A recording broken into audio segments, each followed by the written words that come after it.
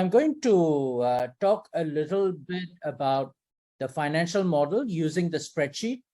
And I am going to introduce you all to key terms that you would see in the spreadsheet, right? So there's a particular handout which is specifically written down as for IITMIC, July 2022, right? And that's what I'm going to be going through.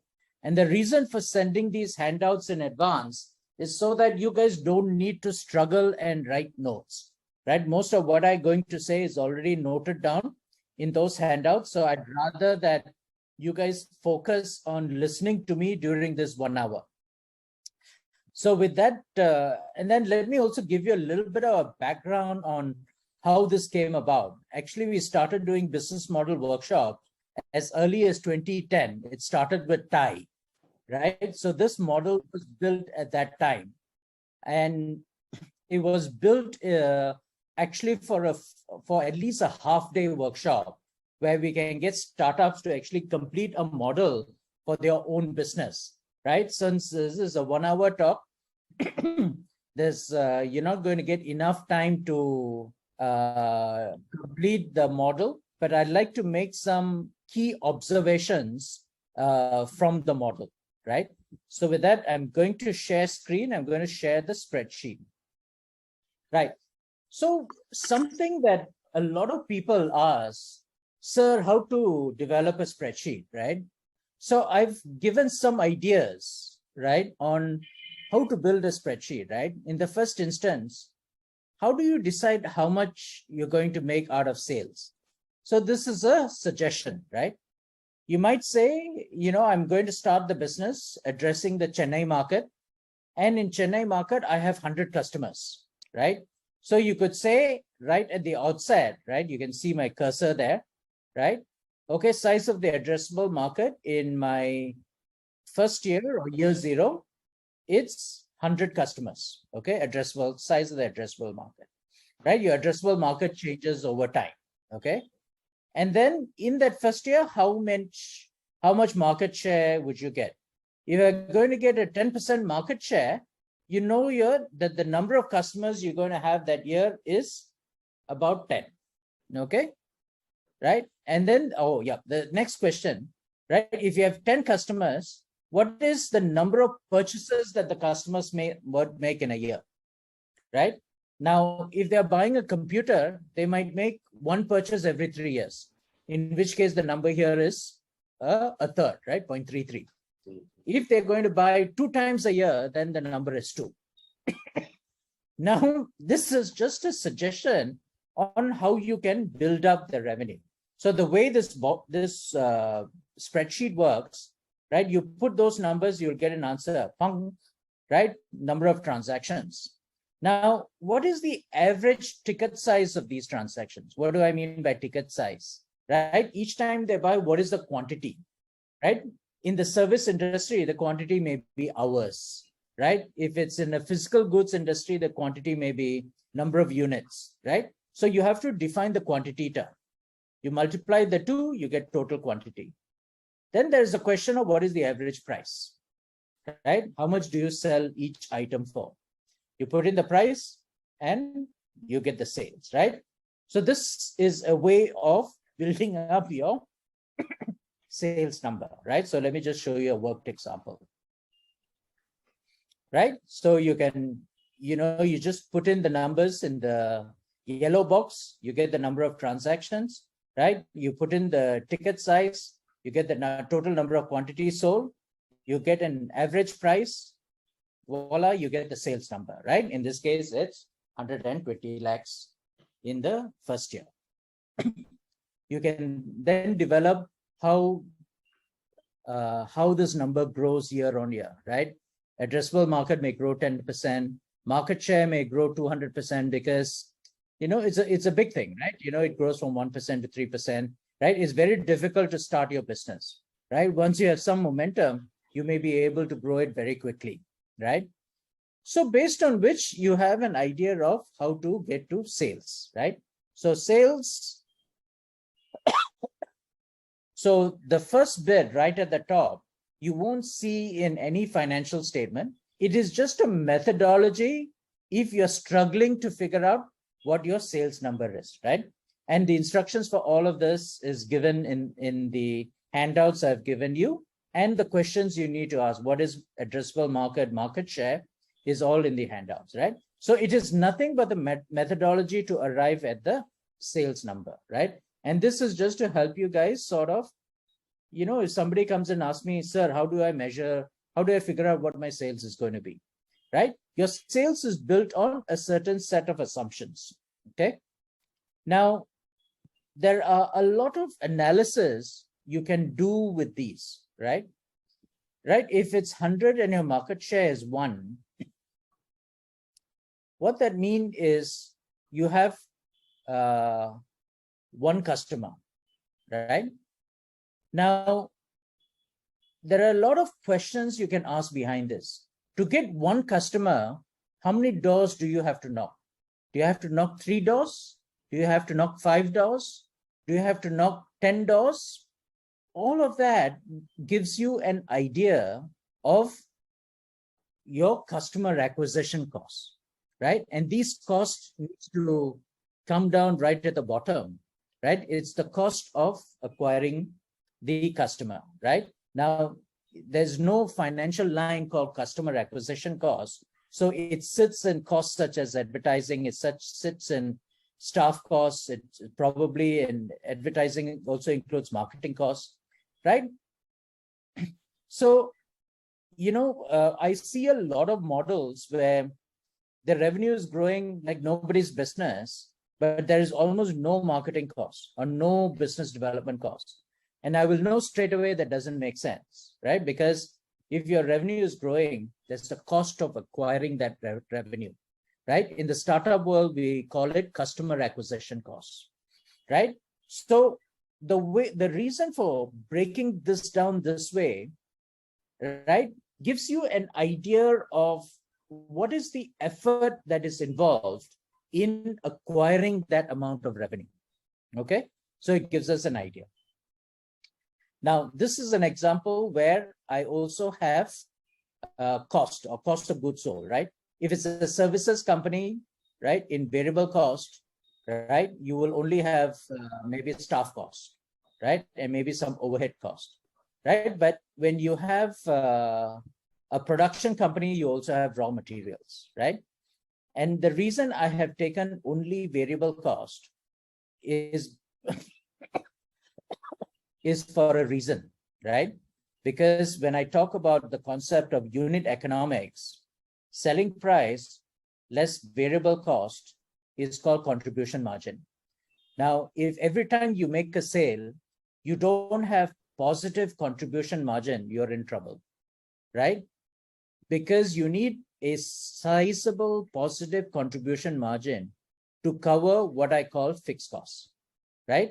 And fixed costs may be management costs, some staff costs that doesn't vary with sales. You have things like occupancy, technology cost, right? Which doesn't vary with sales, right? Some marketing costs may not vary with sales, right? So there are some fixed costs that you need to recover. But even before you can recover, you need positive contribution margin, right? And I will show you the concept of that when I move to the handout, right?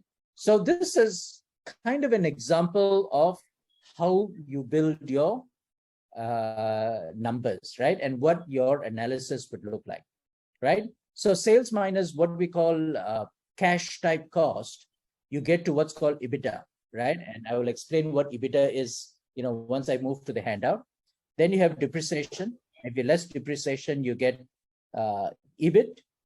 And then you get the financial expenses and income, right? And then you get to profit before tax, and then tax, and then you get to after tax.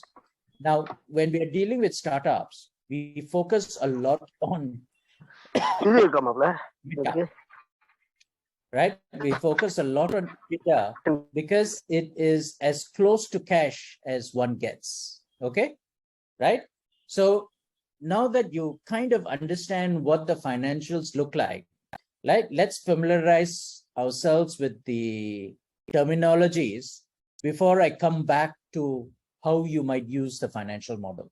So I'll stop sharing the spreadsheet and I will now share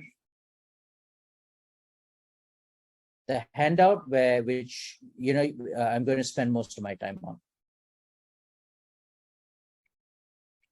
Right. Okay. So the front bit is some things for you to think about on how you might price it, right? In the model that I showed you, I had a price that I put there, but you may have some considerations, right? Our price based on feature, our price based on customer order size, right? There are many ways in which you can determine pricing, right? So this is to give you some idea, right? Since I'm focusing on finance, let's look at what are some of the financial terminology, right? One of the things we want to know, and let me put it this way, when in your early days as a startup, you're not going to have a return on equity, but at some point you need a return on equity. Otherwise, you're not a sustainable company, right? So what's return on equity, right? There are three elements to return on equity.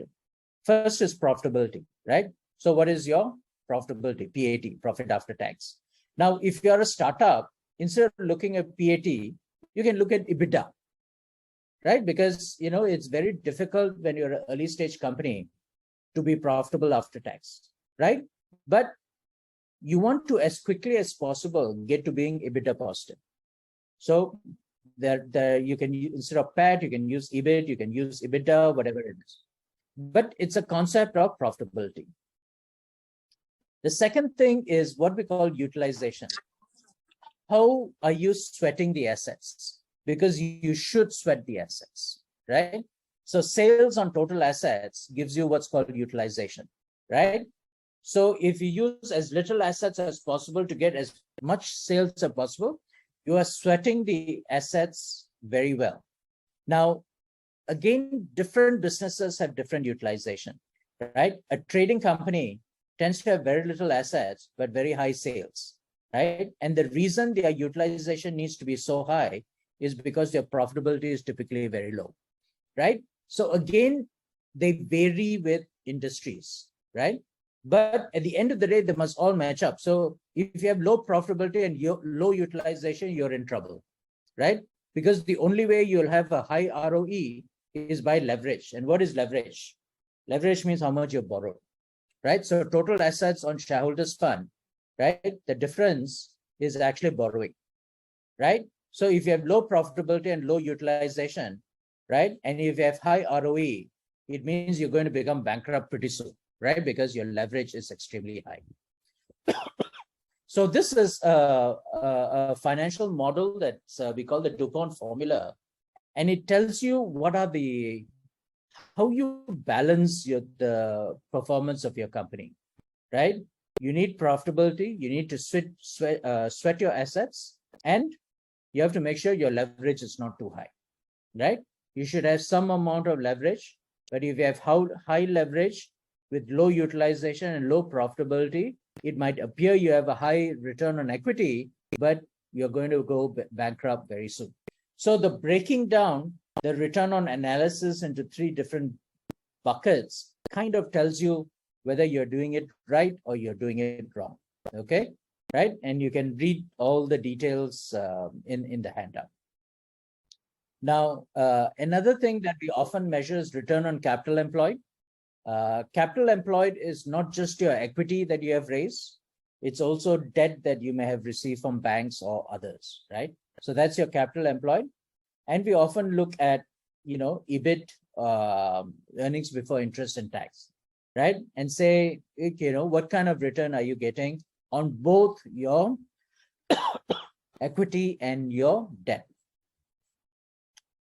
Okay, now let me introduce you to the concept of gross profit, right? In the model that I showed you sales minus variable costs. Now, some variable cost goes into cost of sales, right? Things like raw materials, direct labor costs, direct variable and fixed factory overheads goes towards what we call cost of goods sold. Now, again, different industries, the gross profit margins must be at a particular level. It's almost a rule that you should run a business at positive gross profit margins, right? Many of y'all would be familiar with the Amazons of the world, the Flipkarts of the world. Many of them started selling at a negative margin, right? And the thinking there was that once we have sufficient scale, we will have a positive margin, right? You really need to make sure that happens. Because if that doesn't happen, forget about your discussion on unit economics, right? So while I may be happy to allow a startup to have negative margins in year one, when if you are persistently negative margin, you think you're going to take 5 years before your gross profit positive, it's trouble, right?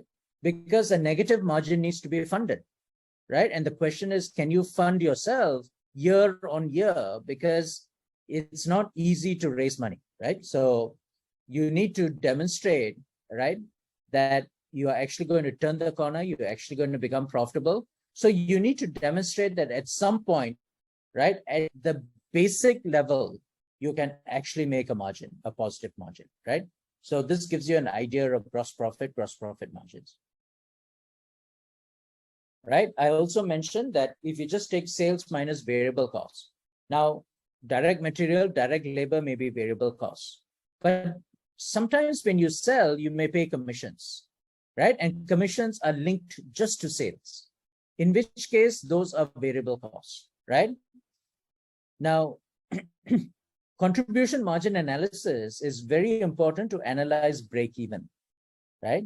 So contribution margin is contribution, right? Sales minus variable costs divided by sales, right? Is the contribution margin. And then I've given you the break-even formula. Fixed costs. Now, whenever the contribution margin is, say, 10 rupees for every product that you sell, this 10 rupees goes towards covering your fixed costs. So if your fixed cost is 100 rupees, then if you sell 10 products, you get a contribution margin of 10 rupees, and that covers your fixed costs, right? So I'm using small numbers so that it's easy to understand. And therefore, if you sell the 11th unit, you're actually on top of break even, right? So you're probably going to be EBITDA positive, right? So that's why this contribution margin is necessary, right? Very often when you're a startup, initially your fixed cost is quite high, and you will probably not be able to break even. But if you can't break even after 2 or 3 years or 4 years, then we have a problem, right? So this is what these are some of the analysis, right? So gross profit margin, break even analysis, contribution margin analysis goes towards analyzing your what we call unit economics. Right? When selling each unit, are you actually going to be profitable? Right? If you're not going to be profitable in the first year, are you going to be profitable in the second or the third? Are kind of analysis that we do. Right? And I've given you a bit of a write-up, and you can read why we do a break-even analysis. Right? This goes towards what we call unit economics analysis. Right? Now, let me introduce the concept of EBITDA. Right? EBITDA stands for earnings before interest, before tax, before depreciation and amortization. So this is a profit number that comes closest to cash before accounting for working capital. Right? And I would explain working capital in a moment. Right? So this is a number that we often ask startups, right? What's your EBITDA? What's your EBITDA margin? Now, if you take EBITDA and you less depreciation and amortization, you get to EBIT. Now, manufacturing businesses we often look at EBIT because depreciation is an essential component, right? Because in manufacturing businesses, without having all the capital expenditure on which you're incurring depreciation, you cannot have sales at all, right? And so therefore, depreciation is a bit of a proxy to what you may need to spend on what we call replacement capital expenditure, right? So businesses that require a fair amount of fixed assets, we often look at EBIT margins and EBIT rather than EBITDA, right? So again, they're kind of industry relevant, right? And in each of your cases, it may be different, but it's important to understand what is EBITDA, what is EBIT, okay? Before we get to profit before tax and profit after tax, right? So as a startup, let's work on EBITDAs and EBITs rather than PBT and PAT, right? I mean, you should eventually be profitable, but you have a little bit of time before you get to profitability. Now, I want you all to understand the concept of working capital. Why working capital? When you make a sale, you don't get the money straight away, right? The debtor may take 30 days or they may take 45 days to pay you, right? What does that mean? For 30 days or 45 days, you don't have that cash, right? So if you work out your EBITDA and you think, and I said EBITDA is close to cash, that's not true. It's only true after you account for working capital. So working capital needs to be managed, right? So debtors, maybe it takes 30 days. If you're a manufacturing company, you may need to hold 30 days of inventory, right? And maybe your creditors you pay in 15 days, right? So if your debtor days is 30, your inventory days is 30, you pay your creditors in 15 days, right? You are out of pocket on your sales for 45 days. This working capital needs to be funded, right? If you don't have the cash to fund this working capital investment, you're also going to run out of cash, right? So the concept of working capital is important, right? So understanding how long your customer will take to pay, how long you need to hold on to inventory, right? And how many days you take to pay your creditors, right? Gives you an idea of what is your working capital investment, right? And I've given you the formulas on how to build it. But remember, EBITDA is not equal to cash until you have considered working capital, right? And the reason this concept is important is I review a lot of financial models that the companies that present to us at Keiretsu, and very often they would not have considered the working capital requirement. And if you haven't considered it, it's a problem, right? Because the amount of funds that you raise may not be sufficient, right? So with that, understanding working capital is pretty important, right? So if you take the debtor days plus inventory days less creditor days is what I call the cash conversion cycle. And this is what is loosely investment required in working capital, right? Then the concept of leverage, right? Of course, when you are an early stage company, when you're a startup, nobody's going to give you debt, right? In any case, you don't want to take on debt because the risk is too high, because you're not sure whether your startup is going to succeed. You may not pay it. But having said that, many of the companies we have invested in, including many of the IIT Madras incubated companies, after about 3 years, 4 years, we do introduce them to debt financing. So when you're taking on debt financing, you need to understand whether you are able to service the debt, right? And these are some of the metrics that we look at, right?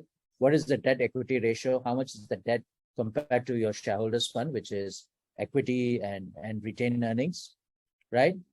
We look at something called interest cover, right? EBITDA, as I said, careful with EBITDA, right? Because EBITDA is before investment in working capital.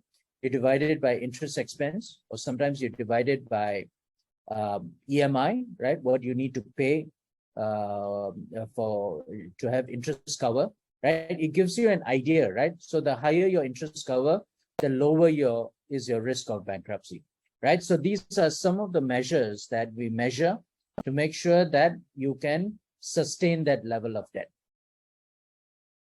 Okay, right. So this gives you the concepts on working capital, right? And I've given you this as handout so that you can read it, right? I'm very conscious there's a 1 hour session. So let me go and show you the model again.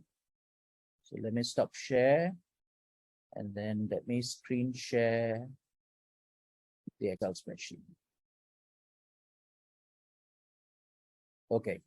Now, there's only one difference between the Excel spreadsheet that I've sent to you and mine, because mine has this thing, right?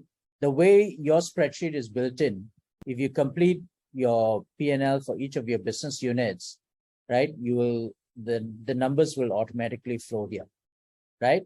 So for the purpose of today's discussion, right, I am I'm setting this up, right? So the question is, how did I get my operational cash flow? Okay, look at my cash flow example. Now, where does your cash come from? You might make a cash sale. Cash sale comes in straight away. You make a credit sale. Your credit sale doesn't come immediately. Some of it goes into working capital. So even if you sell 120 lakhs, 20 lakhs you haven't collected in that year. So you only received 100 lakhs, right? And therefore, cash sales you get straight away, right? So that's your collection from your customers, right? So this is where your inflow of cash comes from. Where does your outflow of cash? You pay vendors, you pay your employees, right? You pay GST, you pay the government, or you pay indirect taxes, whatever it is, right? These are all outflows of cash, right? So for payment for products and services, an outflow of cash. The net difference is what I call operating cash flow, right? Before taking into account capital expenditure, before taking into account money that you raise, debt that you raise, debt that you repaid, right? Those are all financial working capital, right? So if you look at the example that's there in your spreadsheet, it gives you an idea of how to figure out what your operating cash flows are going to be. Now, I have transposed those operating cash flows into this summary, right? So what does it show me? Year 0, my operating cash flow is 26 lakhs, right? I am able to sell some fixed assets. I got some money from selling fixed assets, but I needed to invest in fixed assets. And I paid some taxes. So the net of this is what we call free cash flow. Now you look at this company. The free cash flow, and the reason it's designed in this way is, right, so that I make a point, right? The free cash flow in year 0 is negative 334 lakhs.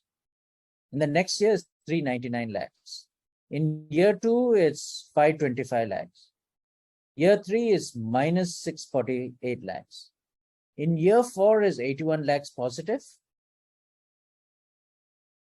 In year 5, it's 500 lakhs positive. Now, what does it tell us?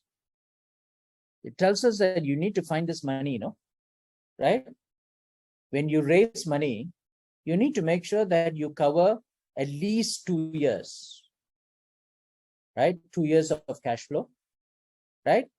Because you don't want to be going to raise money every year to support your business, right? You want to raise at least 2 years of cash flow, right? And maybe based on those 2 years, your business gets to a certain level, and then you guys raise money for the next 2 years, right? So the reason for doing this cash flow analysis is so that you know upfront how much you need to raise.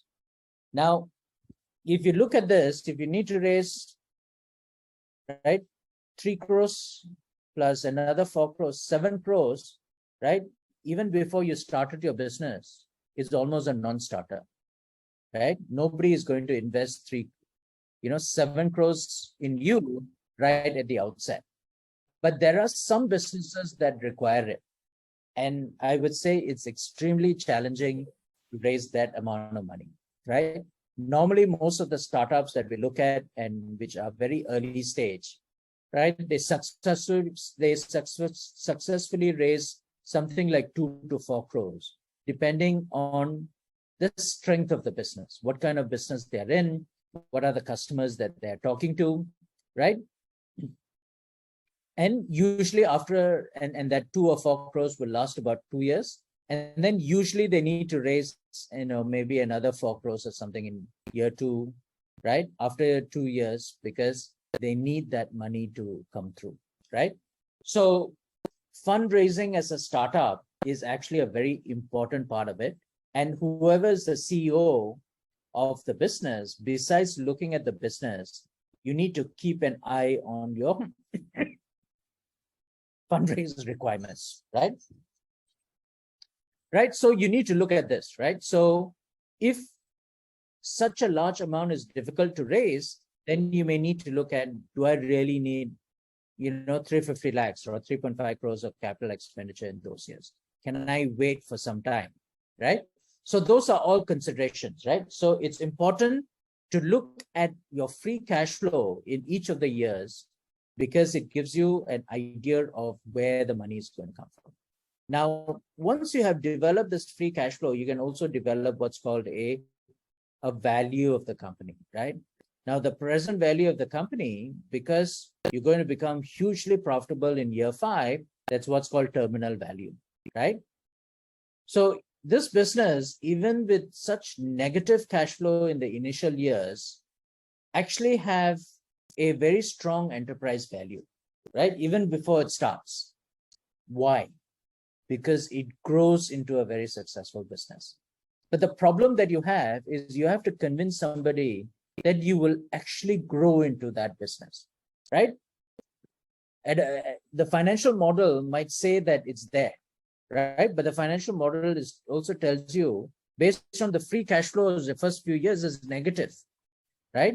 So the value is all coming from your terminal value, right? Which means year five onwards, you're an extremely profitable company. The challenge for you here is you need to convince your funders that that is true, and that's not easy, right? But if you don't even have a financial model, you can't even get to the point of being able to convince your investors that you have a lot of profit to talk about. Okay, now that's the extent of my talk, and I'd like to stop there so that I can take as many questions as possible, right? So let me open up for questions. So I'm going to stop share. So if you have your videos on, you can always raise hands and ask questions.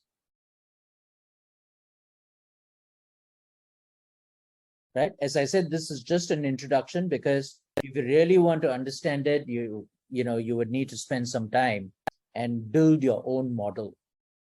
Right? And I think we have, I've told IIT Incubation Cell that I am happy to do a workshop if there is enough interest in a workshop. Okay, I'm open for questions.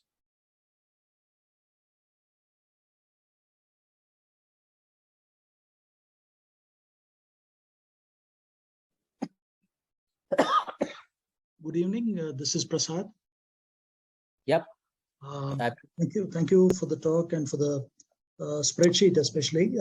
My question was, are there any early warning indicators? I mean, I do understand that in a startup it's difficult because the flow is not even, but over 4 quarters, rather than find out at the end of the 4th quarter and therefore at the end of the year that we are having a cash flow problem or that our metrics are not going the way they should, are there any early warning indicators that founders should ideally look at? Cash balance. What is the cash balance every day, every week, every month, right? It tells you where your cash is, right? Now, having said that, I have to say some of our very successful companies, startups that came out of IIT Madras, they all had cash flow difficulties during the COVID period because they were locked down, right? So they had to make some really serious decisions like, can we defer some of the salaries, especially the senior guys, right? Do we reduce salaries, right? So they had a lot of discussions with us investors on how they should manage it, including, even considering whether they should do a bridge finance, right, from some of the existing investors to cover their cash position, right? So I think the only way to do it is watch your cash like a hawk. Right. Thank you. Thank you. Pragyan, you've got your hands up. Yes, sir. I'm Pragyan. I'm the founder of Avriti Technologies. Sir, I just wanted to go back to projections in Excel sheet. The projections you mentioned, like after 5 years, we have certain cash, positive revenue and positive profit. On base of that, you are actually valuing a company. You had some kind of models there. To my experience of raising an investment, what I realized is when you do the hypothesis, or we are trying to show a very positive picture, saying that we're gonna do certain kind of revenue this year, the first year or second year. But fundraising itself takes a year or more. So the projection, when the funds comes, the projections actually completely changes. And then the investor comes and asks that you projected this much in the first year, where is the revenues or where are the numbers? Okay, so the smart investor knows all of this, right? Right. I know what I'm going to see, right? And very often, usually I'm telling the companies that come to us to raise funds, right? Many of them will come with significantly optimistic fund projections. They're profitable from year 2, and then they're going to be hugely profitable, right? So if I look at their free cash flow, it will actually show me that they actually don't need to raise money after the first round. And I would tell them, I don't believe it for a moment. I've seen enough companies, usually after 2 years, you need to raise money, right? So I know almost instinctively and instantly that the numbers are not true. But you're right? You should really look at what the projections are, after the funds come in, right? What your performance before funds come in doesn't really make a difference, right? So from the time of your first round fundraise, what is your performance like? And that's the only measure. Now, the only reason for showing the spreadsheet the way I have is it's a rough basis, right? Now, at the end of the day, right, I showed in that spreadsheet that you are worth 69 crores. Would I actually pay you 69? Give you a 69 crore valuation even before you are revenue positive? I won't, right? So usually we have rules of thumb, right? We have seen often enough, right? So product companies with a lot of intellectual property command a higher valuation. If the companies are already revenue generating, right, and can show positive unit economics, maybe they warrant a higher valuation. A service company tends to command a lower valuation because scaling is a lot more difficult, right? So we have some experience on what is a reasonable valuation for a startup before they have actually started having serious revenue. Because your first check, the angel investors are actually giving you the money for you to test the business model. And very often you will have to change your business model, right? Maybe your venture capital investors come in much later, a year down the road, 2 years down the road, 3 years down the road. They are coming in when you have already tested your business model and have some idea on how you're going to generate cash, okay? Then it becomes a bit clearer, right? So the reason for providing this model is I often get asked, okay, sir, what is my valuation, right? And there I put a discount rate of 30%. When you're an early stage investor, 30% is rich. I should actually discount you at 50% or more, right? So the discount rate is actually a view on risk, right? So the reason the model was built that way is just to give an indication of what things are like, right? But in real life, the experienced investors have a fairly good idea of what is a reasonable valuation, right? Because the way to think about it, in 5 years, can I make 10x return, right? So that's how an angel investor looks at early stage investments. Right, okay, thank you. Next time. So I had another doubt. Okay. Suppose you are raising an investment and you have received a term sheet, and your company has been valued in it, is it ethical to go and get another investment with the same valuation so that you can use both the monies together? Like I've been suggested to do that, but I do not know about it much. Now, as long as you're raising money at the same level around the same time, then the term sheet applies, right? Now, angel investors don't restrict you, right? Now, venture capital investors might say, you get all your money from me. You can't go and shop the term sheet, right?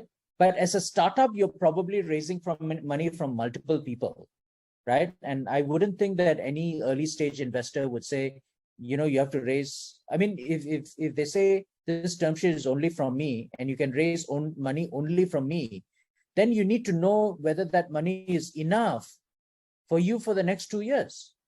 If it's not, then you do have to raise money from other people, right? So when we invest as angel investors, we don't have such restrictions, right? In fact, the bigger thing is, I want to know whether you raise your first requirement. If you need at least 2 crores to survive 2 years, if you don't raise 2 crores, actually there's a problem, right? Because you can't sustain the business, right? So for an early stage investor, you normally raise from multiple people. Okay, so let me ask. Okay, Vivek, you have a question? Yeah, I want to check actually, in the case of, let us take a hardware as a service model, which is coming out basically, how does the unit economics generally play out? And how does it impact even the funding scenario? Right. So if you have hardware as a service, right, the hardware needs to be funded, right? So there's a cost associated with the hardware. Typically, it's depreciation, right?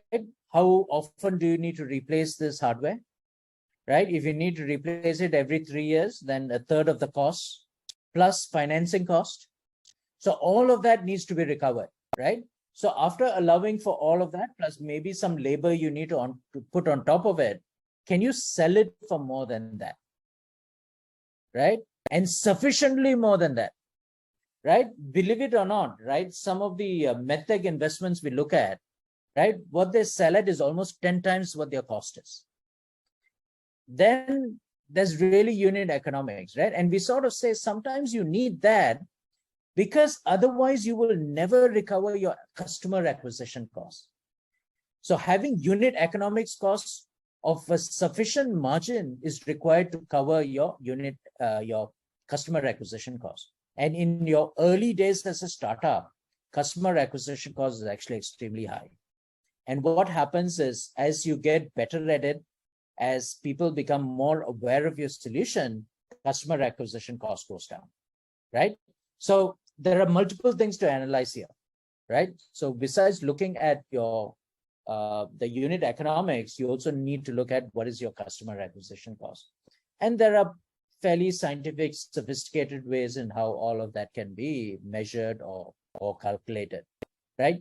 You can't do it before you have started the business, but once you have started engaging customers, right, you can build it and you gain a little bit of an idea around it. Yeah, I'm looking for other hands. Anyone else with questions? We still have another 10 minutes to go, 10, 15 minutes to go. I'm happy to take questions. Subra, this is Nandu here. I just heard a little bit of it. Somewhere I got a visitor coming, but I had a point to make here when I saw the different layers of costs that you showed about revenue and variable costs. Now, and the question that were asked about hardware as a service and so on. So somewhere the price is something that many of the startups take it as cost plus, but it may be important to also tell them that the price actually is the value to the customer. And we are also having a separate session on this sometime. And somewhere the costing should be done in such a way that, the margins, the gross margin or contribution that you so, elucidated, that can go up when the price goes up, cost being what it is.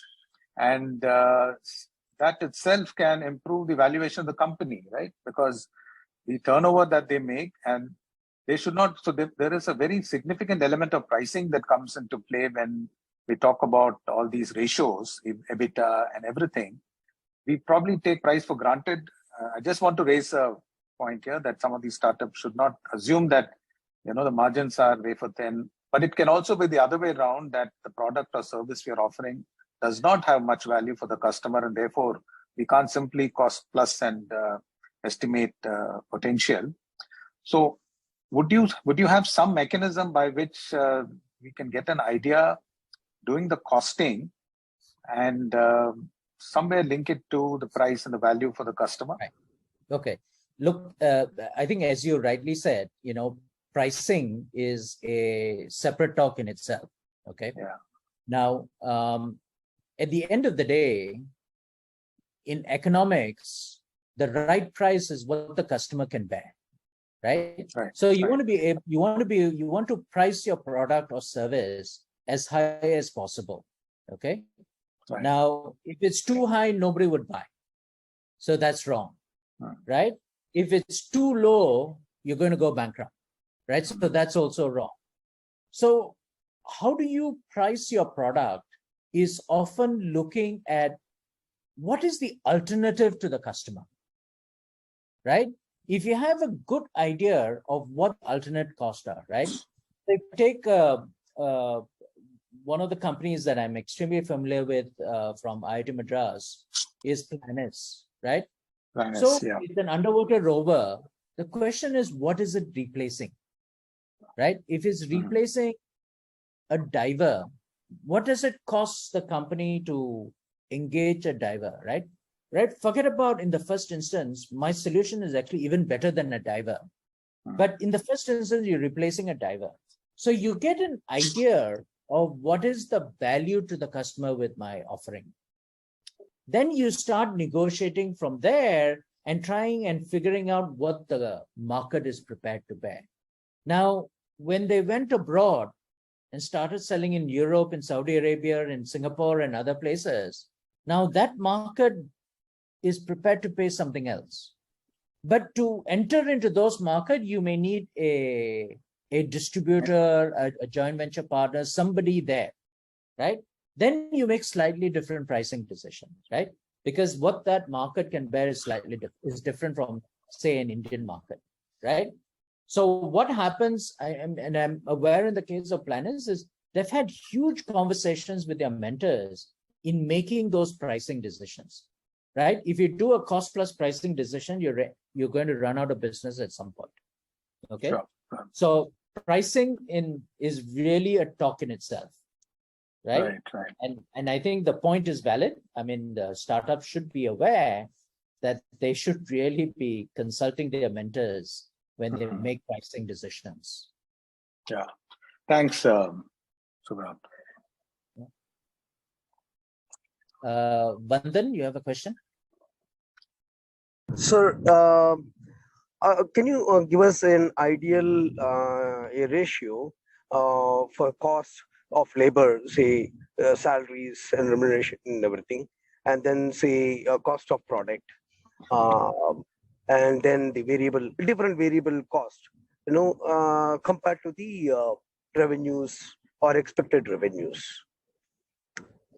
There's no ideal, right? First is, what is your industry? Are you a service business, a product business, right? Okay. As we said, I'm interested particularly in terms of the production manufacturing company. See, most manufacturing companies would need to run it depends on how much capital expenditure you need. If you need huge amounts of capital expenditure, you need to run higher margins, higher gross profit margins, upwards of 30-40%. If you don't need too much capital expenditure, you could get away with 20% gross profit margins, right? Now, you need to model it, right? What is your steady state? How long will it take to get to steady state, right? When you're growing the business, maybe margins may low. Once you get to a steady state, at what level of margin you pair up, right? There are no ideal answers, right? Each startup is different, each business is different, but you do need to demonstrate that you have positive unit economics. economics, right? Because as I mentioned before, having gross profit margin is not good enough. There is a cost of acquiring customers, right?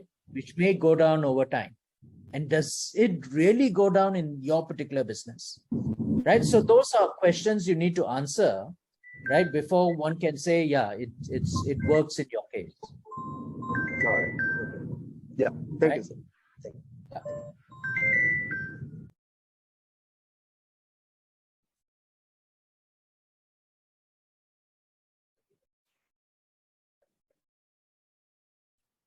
Okay. Any other questions? If so, no one else is going next. So one of the questions, okay, somebody has raised hands. So yeah, so just had a query with respect to a hardware plus a software kind of a product. So, I mean, we basically have a medical equipment, which, I mean, unfortunately, to kind of bring down the cost, we have to kind of manufacture at scale. I mean, we're talking about something like 10,000 rupees if we are manufacturing like 10,000 units in a single go. So that means we're talking about like having a capital of something like 10 crores in hand before we can kind of go ahead and manufacture things in bulk. Like, how do VCs usually take up such problem statements? Is it something which is like too negative to kind of go and approach, or is it something which can actually be worked out? All right. So we deal enough with medical devices things. If you are in that sort of thing, you probably want to start with one of these medtech incubators, because that's the only way. Medtech incubators would provide you facilities for you to build these things at lower volumes so that you can actually test the market, right? Sure. Because before you even have a business, you're right, you go and ask an investor for 10 crores, you won't get it. True. Right? So the way we have seen people work this through is usually with the medtech incubators, and there are several of them, several quality incubators, including IIT in India, right? In the medtech space, there is a very interesting incubator called Venture Center out of Pune, right? And we have seen some of the companies come out of that. They are actually very interesting. Right. So the only way to do it at a reasonable level is through an incubation facility, right? And at least what I can say is the transformation I've seen in India over the last 10 years is you have more and more such opportunities which did not exist a decade ago. Okay. And once the market exploration is over, then, I mean, with that proof, we have to basically approach the VCs for funding them. Correct. So when you have proof of concept, you can start approaching angels. Angels often don't invest 10 crores. You might get 2 crores, 3 crores, that kind of thing, right? You need to get from proof of concept to commercial viability. Then maybe you can convince a VC to put in 10 crores. So it's a process, right? Now, having said that, there are VCs who've taken risk at companies like Agnikul out of IIT, where they needed a lot of money because they're a satellite business. Yeah. So it's, you know, there are no right or wrong answers, but, you know, it's an iteration, you know, what are you compared to somebody else, right? You know, and the answer is not always the same, right? All we can do is sort of say conceptually, what are the things that you need to think about? Yeah. Thank you, sir. Thank you for that. Right. Any other questions?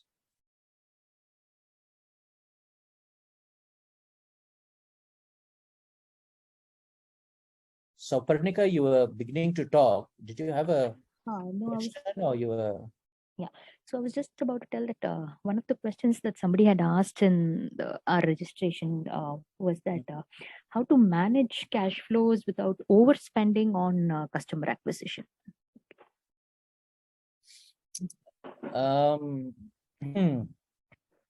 Look, you need to spend to acquire a customer. So what happens is in the early days, the founders don't take a salary, right? So you sort of try and get to proof of concept by keeping your burn extremely low, right? Founders don't get paid, or, you know, they are doing other things to support themselves. So there are many of those things that you do in the early days before you actually go and raise money, right? So keep the burn low, or if you do need to take a salary, take a lower salary than what you would at a market level, right? And those are some of the ways in which you can keep the burn down while you are testing out the business model. Right? I mean, what else, right? I mean, if you keep spending like no tomorrow, then you will never have a business, right? And nobody will invest in you. Yeah. Sir, Vimal Raj here. Yep. So what are the basic documents, or these are the mandatory things which we have to prepare before approaching an angel investor as well as before approaching a VC? Like these are the mandatory things which one must carry as a startup, and these are all has to be in place before we approach someone for funds. Okay, so angel, let's start with angel, right? So this is your first check that you are trying to get. You start with trying to be able to convince someone that you're solving a problem someone else is not solving. You have a unique ability to solve that problem, right? And you're able to solve that problem and earn a reasonable amount of money, right? There is money to be made in that business, okay? Now, the financial models you can build with the help of mentors and once people show some interest in the business, right? Now, the reason why, as an angel, I ask for a financial model is because I'm looking for consistency in your business model to what your financials say. People would say, the business is great, it would make a huge money, the unit economics is great. And then I go look at the financial model and I ask basic questions. What is your bill of material? What are the materials that you buy? How much do they cost? And then it tells me that, there's no unit economics, right? It's not even profitable at the variable cost level, right? So for that reason, the model is important. And to some extent, you yourself want to build the model because you want to prove to yourself that it is actually a profitable business, right? It may not be a profitable business initially, but it could be a profitable business once it achieves a reasonable level of scale, right? And remember, as you grow the business, you also need investments to grow the geography, right? Go beyond Tamil Nadu, go beyond India, right? All of which requires money, right? So I think, it's not like when you're an early startup, people expect you to have everything in place, right? In fact, very often when I look at the financial models, I almost know that I often tell the startup, your financial model is wrong, right? It's not going to work, right? Because we have seen enough startups and we know how long it took them to get to $1 million revenue, right? A 7.5 crore, 8 crore revenue. It really takes time, right? So we have some idea on how much money and how often you need to raise money to get there. But once they get there, they're hugely valuable, right? So I think, unit economics, customer acquisition, all of those are important considerations and you can't run away from those. Yeah, I'm not quite sure if I answered the question, but Yes, sir. Some idea I've got it, sir. Thank you, sir. Yeah, it's often an iterative process. Sure. Usually as an angel investor, I also know that I am giving money for the company to test out its business model. So there's some risk that we take. And because we're taking those risks, we also insist or demand, more sensible valuations, right? If you go raise money at very high valuations initially, people won't believe you and won't give you the money, right? Some people will, right? They're not experienced. The experienced investor kind of knows, right, at what level they're likely to make money. All right, sir. Thank you, sir. Yeah, welcome. Any other questions? I know we have 5 minutes past the 1 hour mark. We have one question in the chat box. If the founders take a low or no salary, should that be deferred amount in the books of account? So, would you like to answer that? Yeah, you don't account for it. Yeah. I mean, at the end of the day, as a founder, you own the bulk of the equity. What is there that you're accounting for in the books? Right? I mean, when it's your own business, what is there to defer an account? Right? Don't even book it. Remember, whatever you book, is a liability to be paid to somebody. And an investor looking at those liability will say, what is it? Right? When I put in the money, straight away, a chunk is going to disappear. So look, you are the owner of the business. Why are you trying to defer and collect it later? It doesn't make sense, right? People won't trust you. Thank you all. Have a great evening.